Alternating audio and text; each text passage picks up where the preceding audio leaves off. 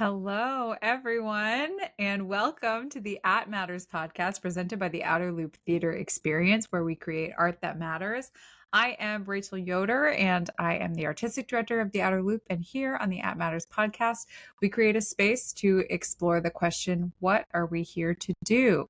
So, for listeners of this podcast, you've already heard from myself, my sort of story and my journey. You've heard from Michael, his story and his journey, what he's here to do. But there's one member of the staff that you've not heard from yet. Who is that? It's me, it's Melissa. Yeah. My name is Melissa Wilson, and I am the marketing director and inner ENSO facilitator for the Outer Loop, if you don't know. But I'm just so excited to get to share my story with you guys today. Amazing. But before we jump into that, you know the drill. Yes, we have a game.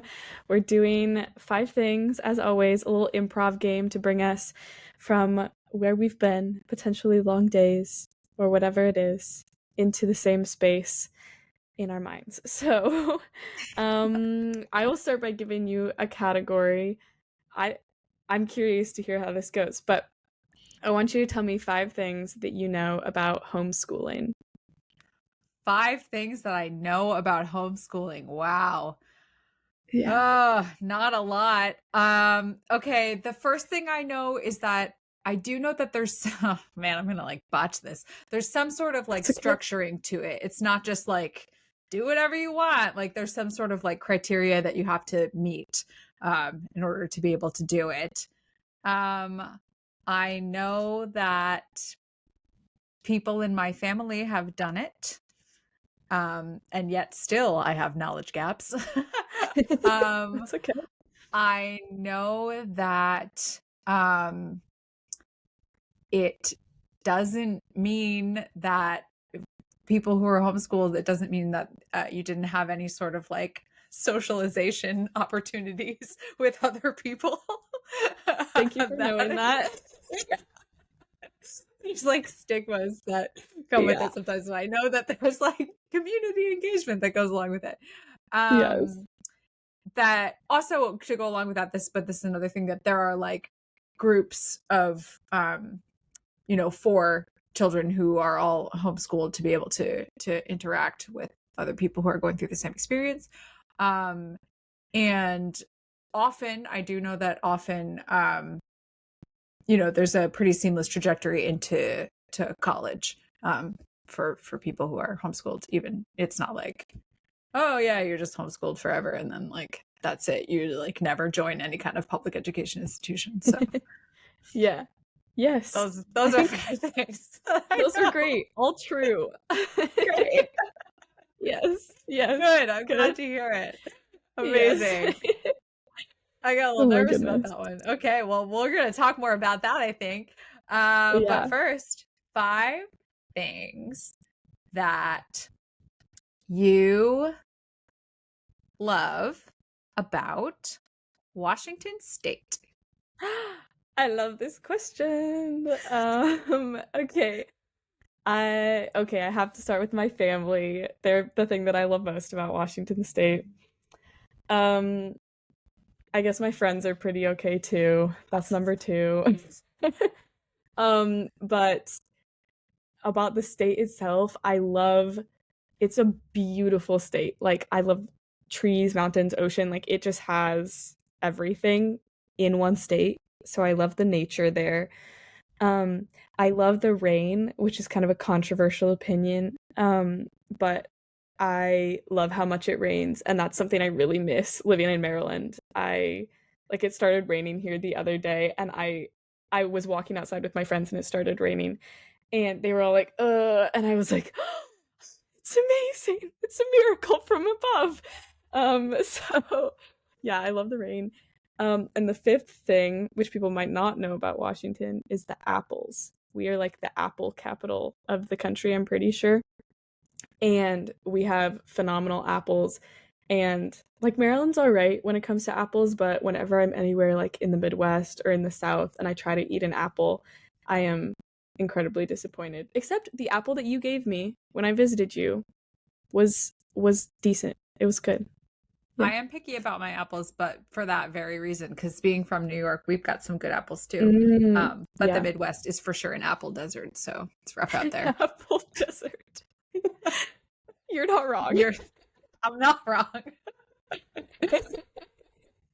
Amazing. Yeah. Ah, so good. Well, thank you for those five things. Yeah. And we do want to jump in today by talking a little bit about your trajectory and your life's journey and how you've found your way into your purpose and what you feel that you're here to do. But let's start with, where it sounds like you came from Washington. I think we kind of teed that up. Tell us a little Yep. bit about, yeah, where you started out. Yeah. I grew up in a town called Kent, Washington, which is like 30 minutes south of Seattle. If you're at all familiar. Um, yeah, I grew up in a little house in Kent, and I was homeschooled, which we also teed up well, I think. But yeah, so I just grew up with my family. I have two younger siblings, and then my parents, and my mom homeschooled us, and my dad was and still is a college math professor. And so we were kind of just we had our little homeschool family, and I I loved being homeschooled, and it's like something that I look back on with such fond memories, which I think looking back is strange to me because I'm such a people person, and I like struggle if I'm not around lots of people for extended periods of time. But I think it was just like I always had my family, and like we were a very social family, but during the day it's like I was with my siblings and my mom all the time, and then in the evenings we were with my dad, or we were at church or orchestra or you know rehearsal, some sort of like extracurricular activity. And yeah, I think I always say to people, like, when you're homeschooled, it's a lot of work to hate your siblings. um and, and like I know so many people who like don't get along super well with their family, but they went to you know public school, private school, so they weren't like around their families 24/7. And it's like, well, yeah, that like checks out, but when you're with your family 24/7, you have to like really really hate someone to not be friends with your siblings, I feel like. And I mean, I know I definitely lucked out as well, like I have such a wonderful family, but I truly like looking back on my childhood, like I always had friends, we were always doing extracurriculars, but it is so much about like my family, and because we just did everything together. And like my dad, he was a teacher, and so he didn't work in the summers, and so he was always remodeling our house. And so growing up, like he would have us pick up nails like around his job sites where he was remodeling so that no one stepped on them, and we'd like get a penny for every nail that we picked up. And one summer I earned like $7 or something like that. It was like yeah, just like so many sweet family memories from um from growing up. And yeah, we were part of a co-op, which you kind of touched on, like a group of homeschooled Okay. families that are all together. um but being homeschooled is so like everyone does it differently, and even like state to state there are different regulations. Like in Washington, as long as the parent that's homeschooling you has a bachelor's degree, you can be homeschooled. And like so I mean, I lucked out cuz my mom, she well, my mom's just like one of the smartest people I know, but she had her degree in uh well, she had a liberal arts degree, but it was like with a focus in literature. And so we just studied in like a very literature based fashion. Like everything was books, like history books and government books and, all those sorts of things. And then, um, yeah, so lots of reading growing up, and lots of church. We were super involved in the church that I grew up in. I most of my growing up, I was probably at that church 3 or 4 times a week. Like it was not just a Sunday thing. It was like, um, yeah, we were there on Sundays for church, Wednesdays for Wednesday church, and then like Fridays for a Bible study that my parents led for a long time. And then as I got older, I was there on Thursdays for a other Bible study that I babysat for. And I, was like helping in children's ministry the second that I was old enough to be out of it. And I was like on the youth worship team when I was in high school and all of that. Like we were at church 24/7. And if I wasn't at church and I wasn't doing school, then I was at rehearsal because that was like the other big through line was theater pretty quickly because our co-op had a theater program. Okay, I was going to ask you that because being in public school system, it was like we had drama club and like that's how I kind of found my way into theater. So how did you and your siblings kind of from the homeschool experience like find your way into like what extracurricular activities drew you in and where were those even? Yeah, that's a good question.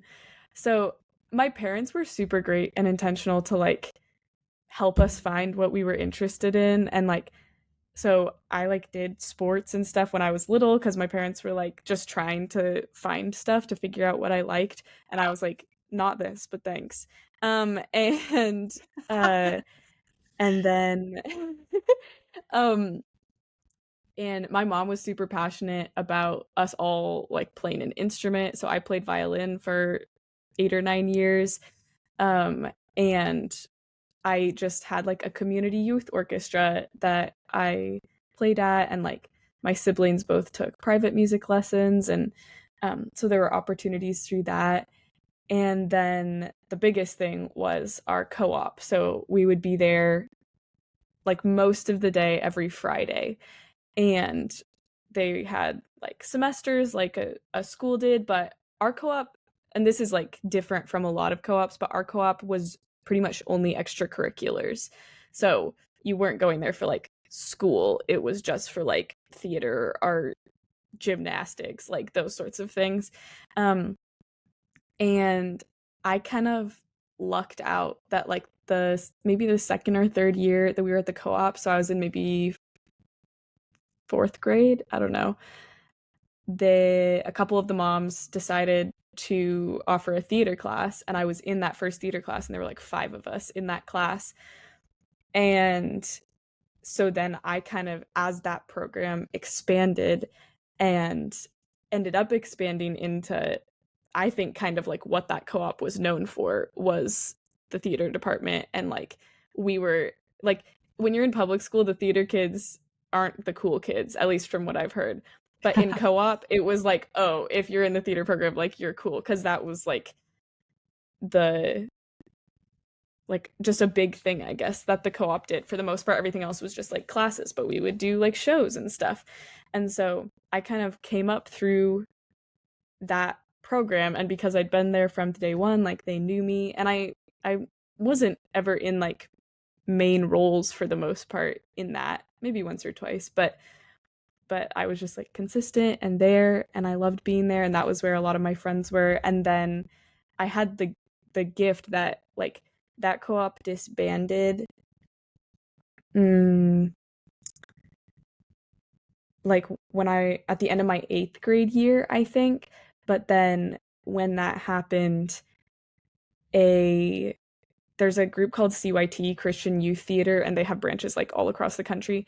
And one opened up in Seattle my freshman year of high school. So I didn't have any theaterless time because we had a friend who had done CYT before, and so we just transitioned into that, and then me and my siblings did that. Um yeah, until I graduated high school.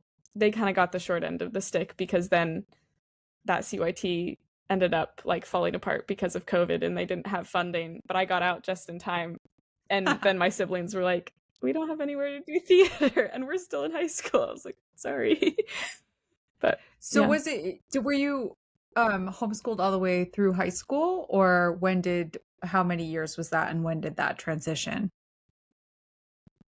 Yeah, so Washington has this program, and I think a lot of states have similar programs where you can do like dual enrollment in high school and community college.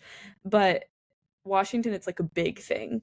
It's called Running Start, and it's like you're not even dual enrolled. Like you can be full time at the community college your junior and senior year of high school.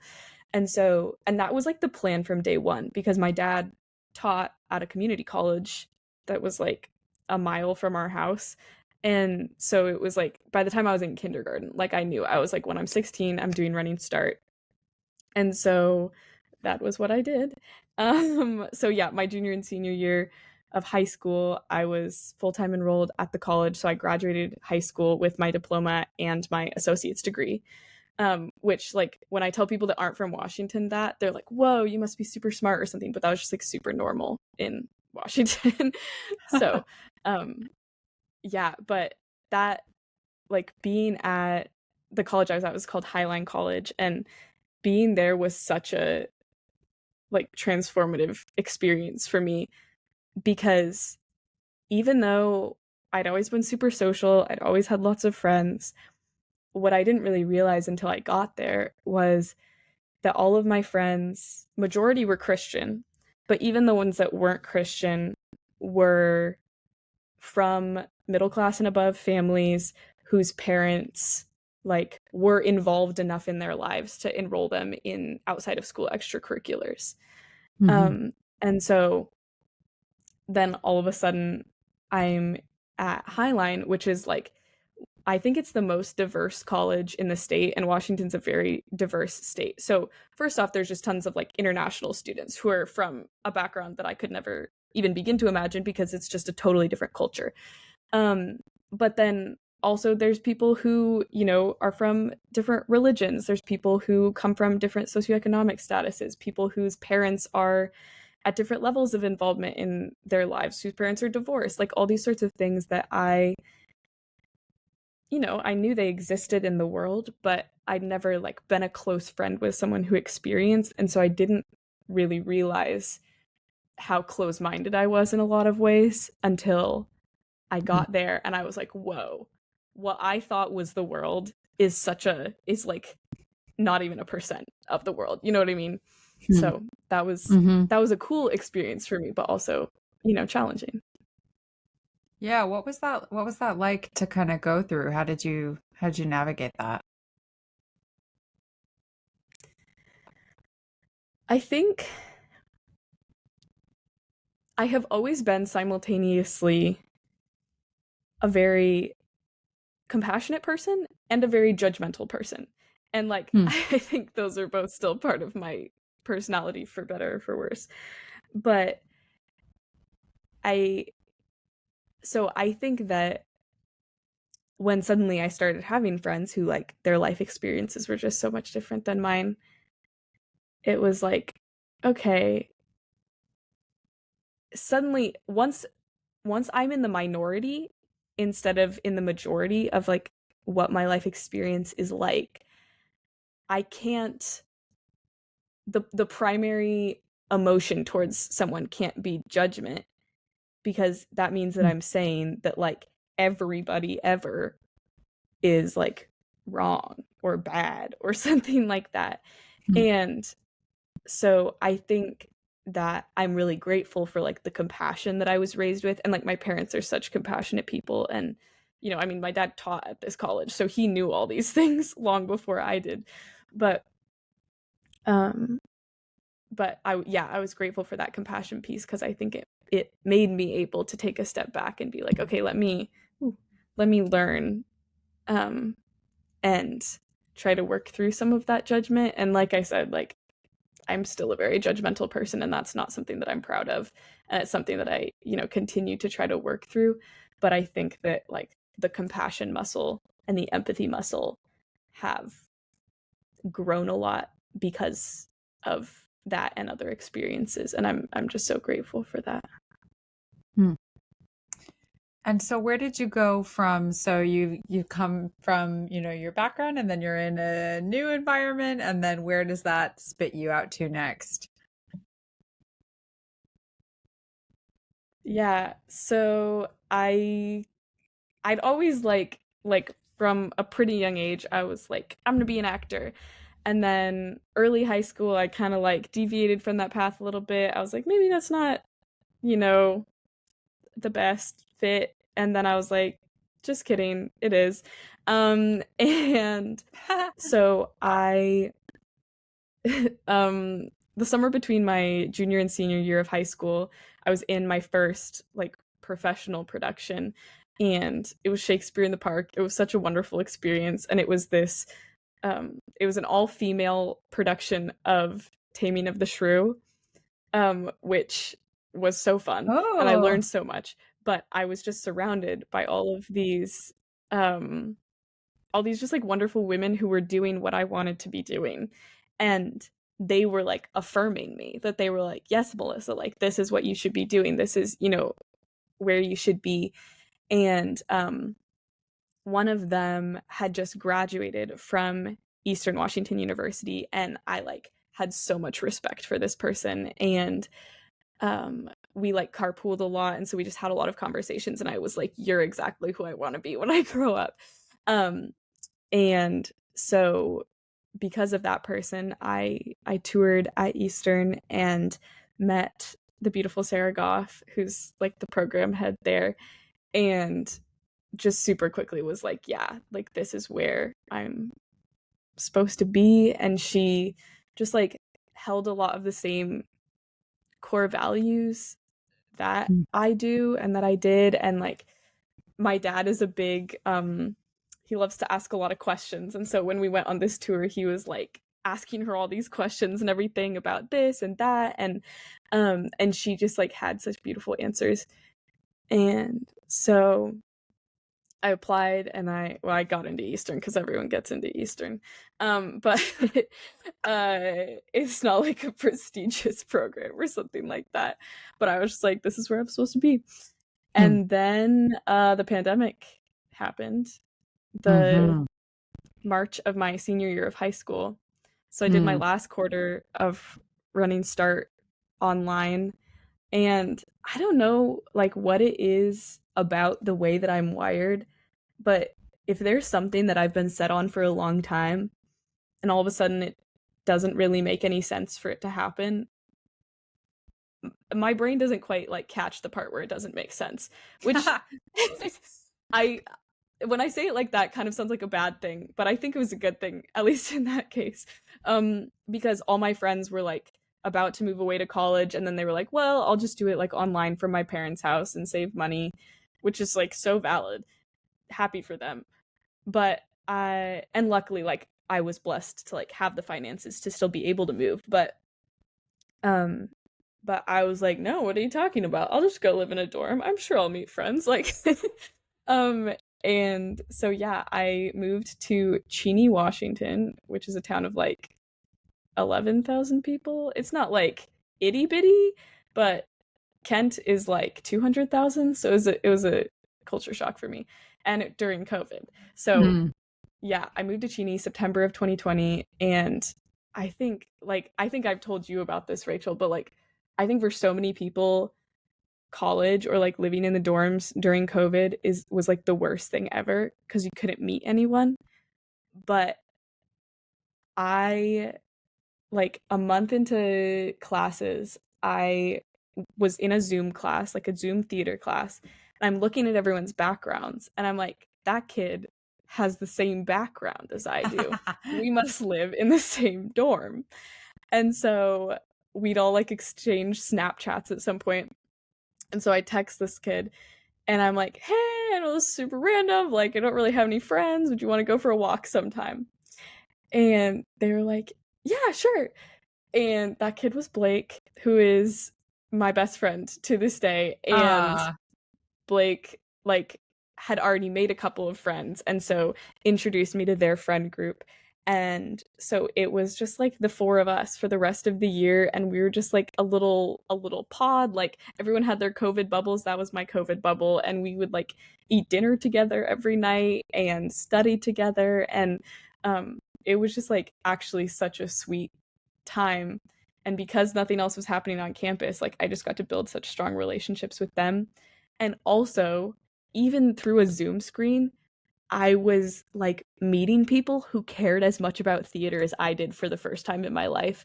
Mm, Like people my age who cared about theater as much as I did. And that was like life changing mm, because in like like I said, like when I was at co-op, like theater was like the cool thing and I really enjoyed it and all my friends were super into it. But I don't there wasn't really much of anyone in that group who was like, and this is gonna be my career. You know what I mean? mhm, mhm, Like they were excited, they were super into it, but it wasn't that. And then when I was in high school, I was like more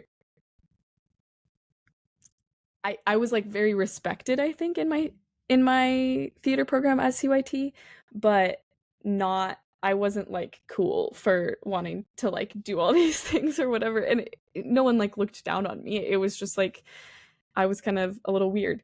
And so then all of a sudden to meet people who were my age who were just as excited as I was like so encouraging and like validating. mm. And then that only got more so when things started to come in person. And yeah, we could like do shows and I could like actually see my friends face to face all the time and all of that. And that was just like such a lovely experience.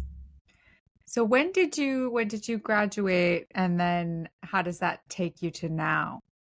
Yeah. So I graduated. I just hit a year. It was like June 15th, Big 2023 or something like milestone. that. Yeah. So yeah, I graduated a year ago and then I college I think we'll talk more about this in another episode, so I won't go super far into it, but like college was a really big journey for me as it comes to like my faith and religion and all of that. Mm, But right after I graduated, I went on a 6-week mission trip in California. So I was in California for 6 weeks, then I was back in Washington for like a month stage managing a show. And then uh in like the April before I graduated, I was like I'd always known I was going to come east because there's just more theater opportunities over here. And if you'd asked me April of last year where I was going to move after I graduated, I would have told you Cincinnati. Um, and because there's like a pretty big theater industry there for the size of city it is, and two of my professors had lived there after they finished their undergrad, and so they had really good things to say about it. And I was like, New York's overwhelming, Chicago's really cold. I'll move to Cincinnati. Um, fair. and thank you. But I knew literally no one in Cincinnati. So I was like sending out these self tapes, just being like, I feel like this is where I'm supposed to be. So I'll just try.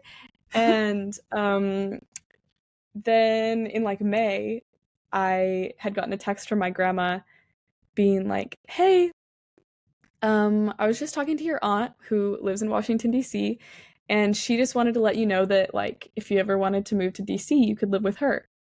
Hmm. And it took about 24 hours for me to be like, yeah, okay, this is a sign, change all my plans. Like, Wow. um, yeah. And I ended up getting like bounced back and forth between like 4 different family members, but eventually ended up with the aunt and uncle I'm living with now in Maryland.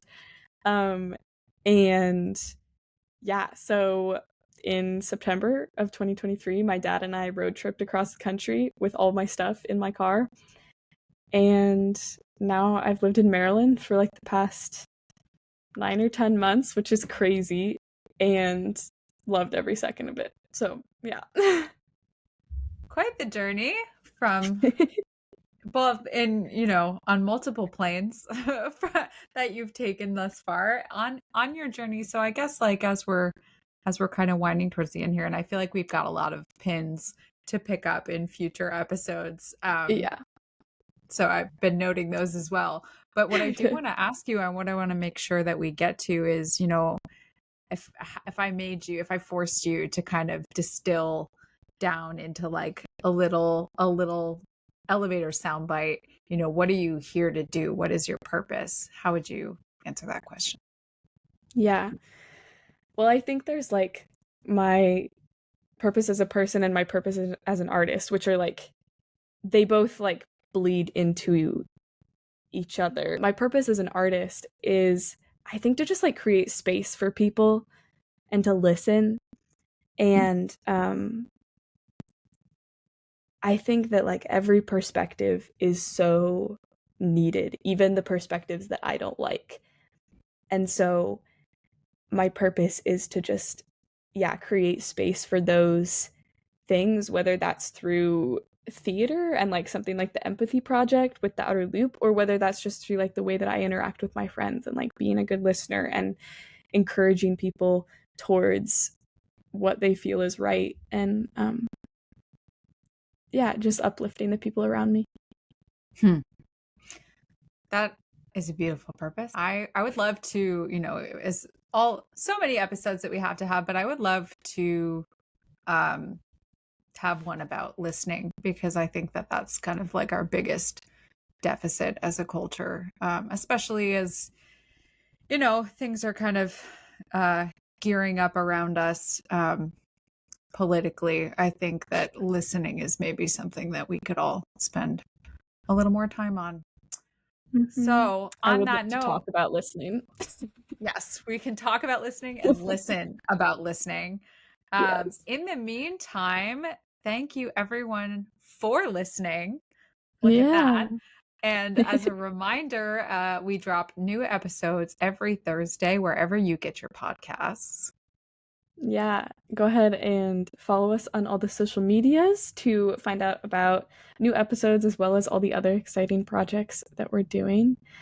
And then I just want to give a little like call to action, which is I would love for you to think about who are the people that have listened to you and who are the people that you want to get better at listening to.